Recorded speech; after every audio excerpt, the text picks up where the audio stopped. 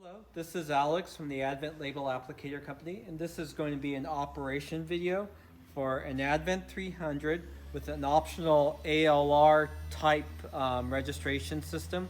What we're doing is we're registering a label onto this container that has a molded handle. Instead of having a wobble switch on the side of the machine, we actually moved the registration system to this micro switch on the overhead pressure arm. And we're going to go through the setup and operation of the machine, but just to show you how it would work out of the box, you plug it in, turn it into mode 2, which turns on this registration system. And then most importantly, you do need to orient the container, and that's usually just having the handle in at horizontal. We just want to make sure that we're not triggering the registration system on the surface of where the label is going to go. So you just have to get it within this 180-degree area, and that's usually just inserting the handle straight in. And you can see there, it's placing the label. These are actually 4 labels that we've already placed onto this surface, and it's dead on, usually within a 1/16 of an inch, and on this case they're right on top of each other. So that's how the machine works. Again, mode 2 to get the registration system on. Insert handle towards the back of the machine, press it up against the guide, single label goes on, and you take it out. And you could probably average about 18 to 20 containers a minute. So now we're going to go through the machine, and we're just going to go from start to finish. So we're going to start by loading up the labels. So let's say you're doing a mid-roll label change. First of all, we would remove the waste material, and it's just like a roll of toilet paper. So spring loaded. You could go ahead and doing a mid-roll change. I always think a nice thing to do is to give yourself some of the leading or leader, or give yourself a leader with the backing paper so you don't waste any labels. But if you're starting from scratch, you don't have to do that. You just slide your labels off. There's a slit in this aluminum mandrel, powder coated aluminum mandrel. And you just reinsert it. It only goes in one direction. So white goes to white. And then these little clips, just rotate it and it will fall into these little pins. So it's kind of indexed. So it just goes into place. There's a mechanical clutch here, which is adjustable. Usually we set it at the factory so it's ready to go. But generally something you don't have to worry about until later on, where you might have to adjust it to compensate for wear. So anyway, we removed the waste material. Now we disconnect the brake arm spring. The brake arm spring is the swing arm. It has a white strap on this, so this is what allows us to meter out a single label only. So in order to work with the roll, to change it out, we have to disconnect the spring, and then we could go ahead and pull up the waste material. Okay. You might have to put your hand where the peel bar is just to guide it. So you can see it just pulls it out. And we'll go ahead and take out the roll. It's just you flex these black wings. So again, put your hand there, just flex it out, lift the side typically away from the brake arm strap, and then this mandrel, which holds the roll of labels, just comes on out. So what I'm going to go ahead and do is take off the roll.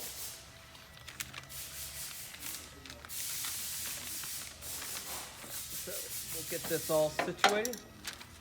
So just put this down, push that down, get that flat. So typically this is your roll of labels.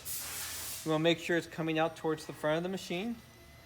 In this case, you probably want to keep one of these guides here. We're just going to use one of them because it's a wider roll of labels.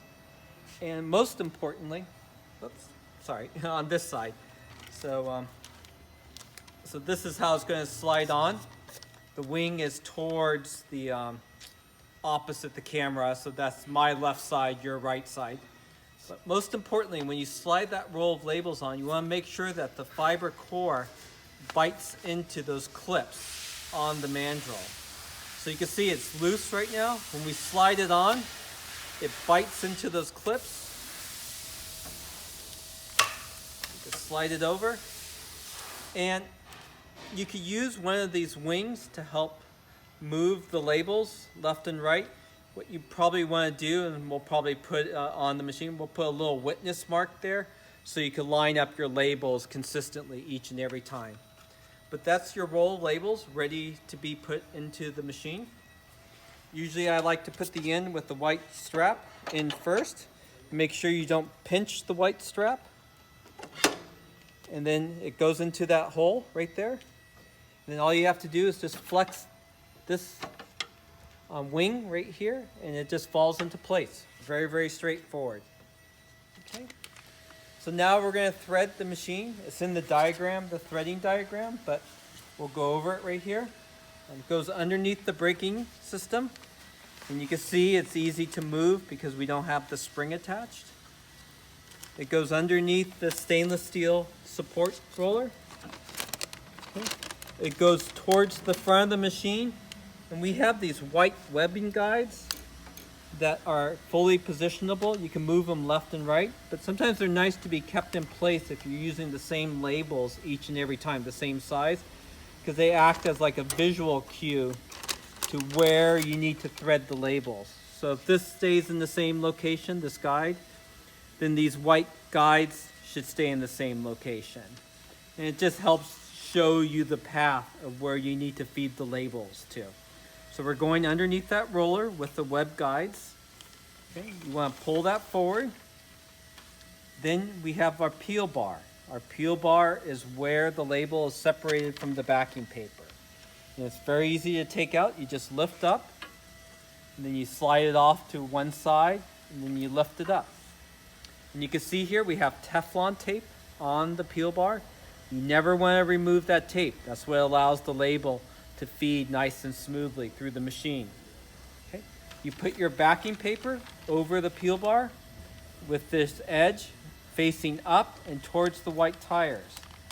And you just drop it back into these two guides right here, or notches in the bearing blocks of the machine.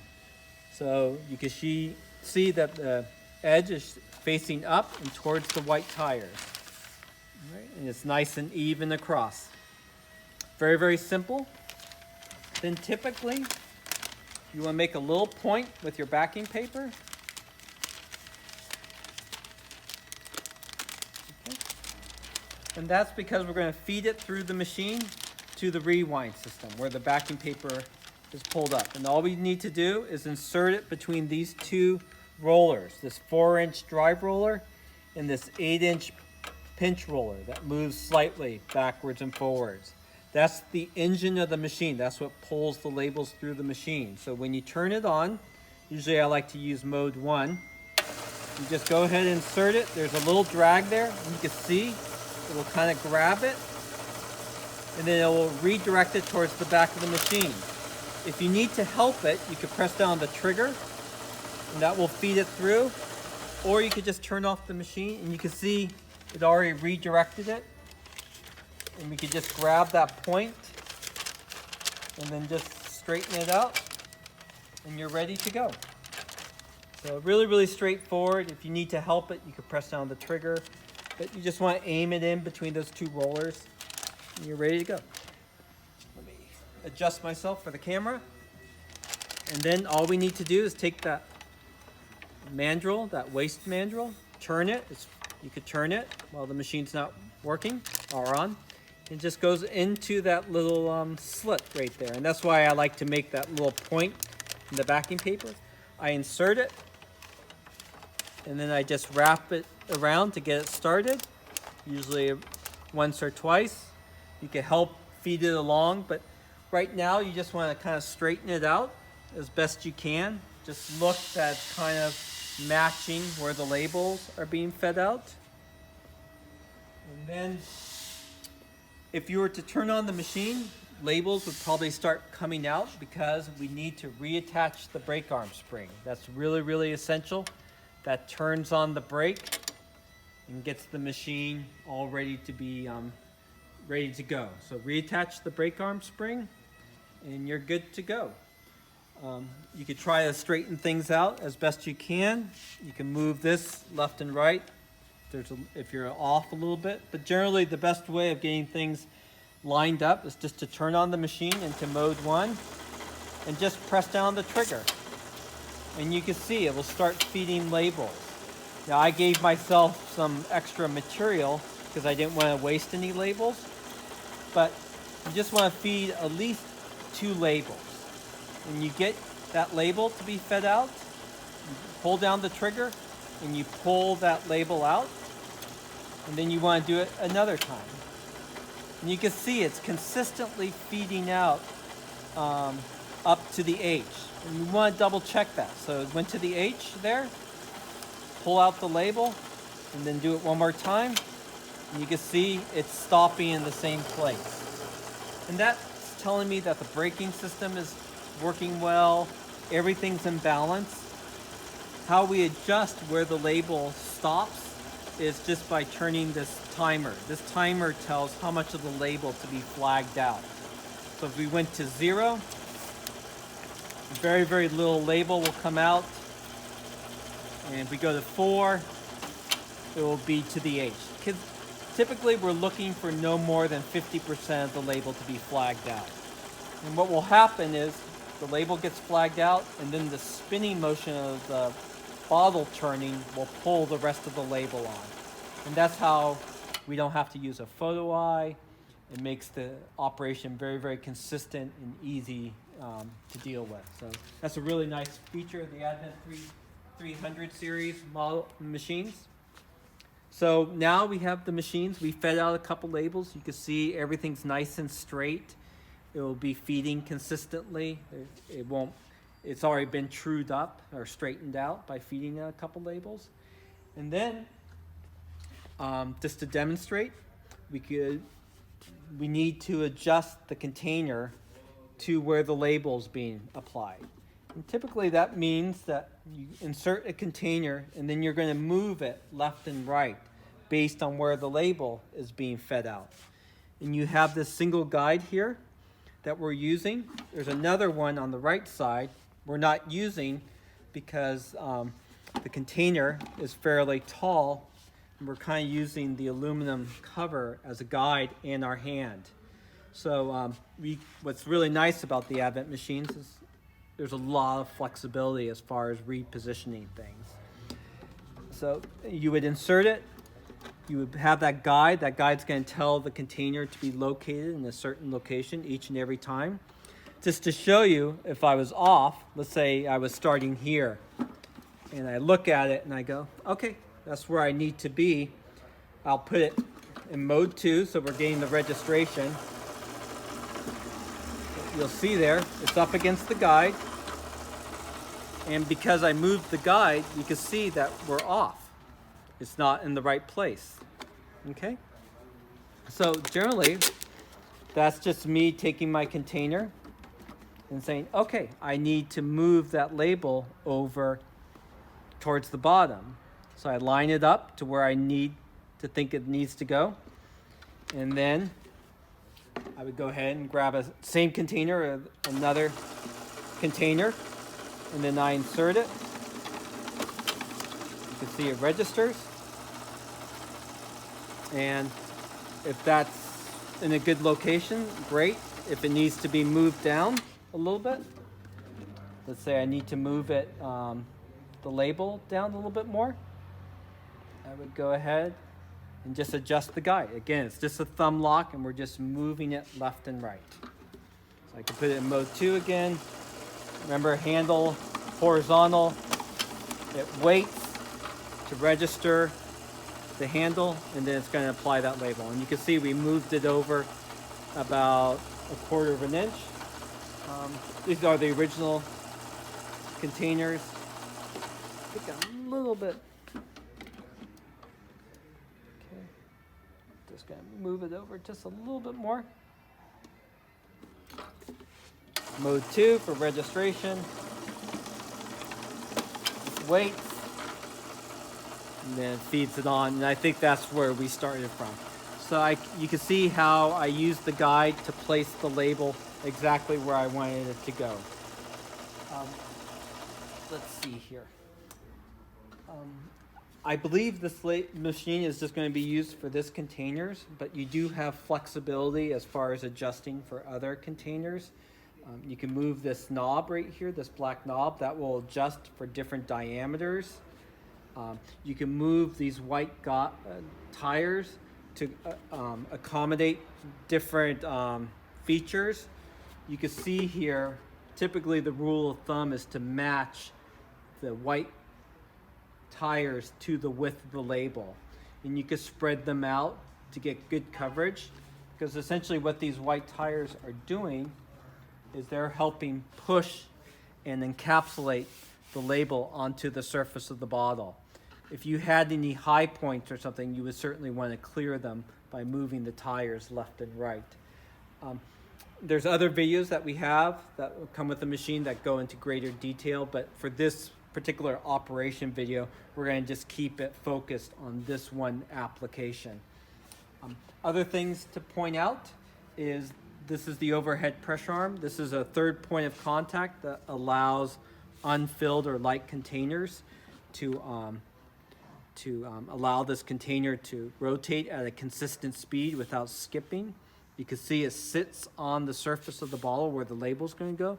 And we have a little stop here that allows us to keep the overhead pressure arm in location. So you don't have to lift it up each and every time. All you're doing is just inserting the bottle, and then it's going to prevent the bottle from skipping or not going at a consistent speed. We've added this encapsulating spring just to make sure that there's good traction, because this is a timing operation, and we have to make sure that the label avoids going on this void right here. So we want to make sure that these tires don't slip, and this encapsulating spring helps prevent that slipping.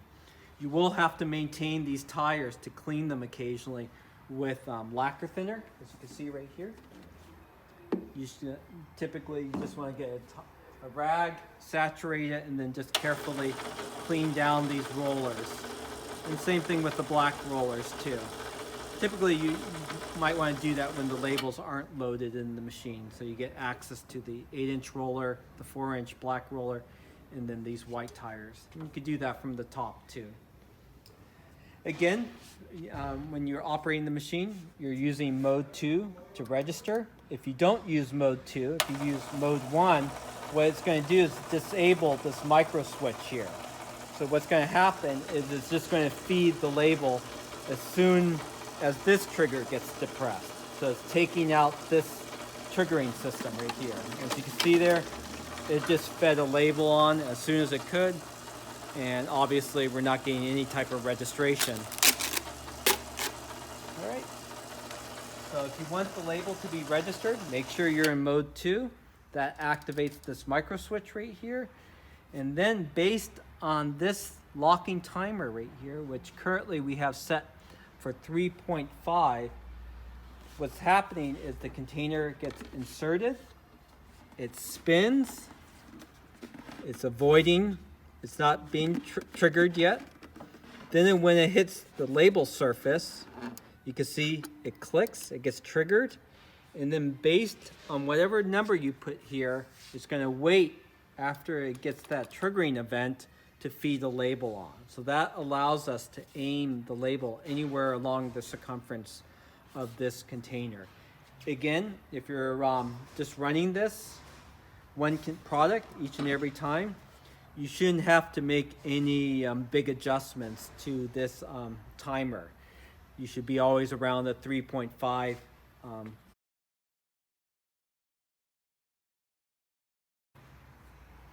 Okay, so we stopped the video just quickly just to show, we want to go to the part where we're showing the adjustment to the timer.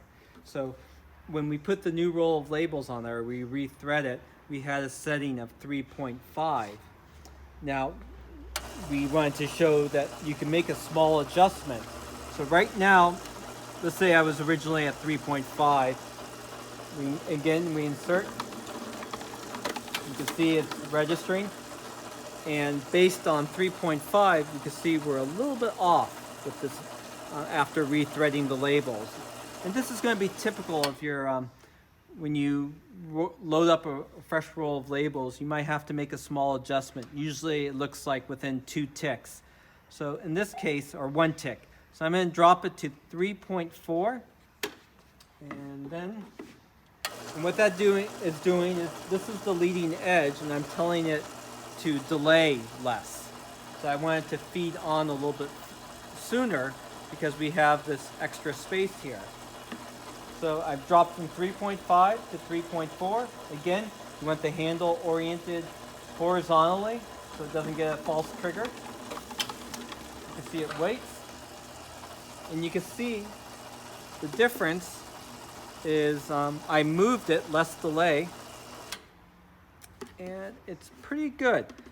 It's probably, to split the difference, it is a very sensitive potentiometer timer, so small adjustments will make it. As it's going to be, sorry, my eyes, I think it's going to be about 3.4, just a tad under 3 point, right around 3.4.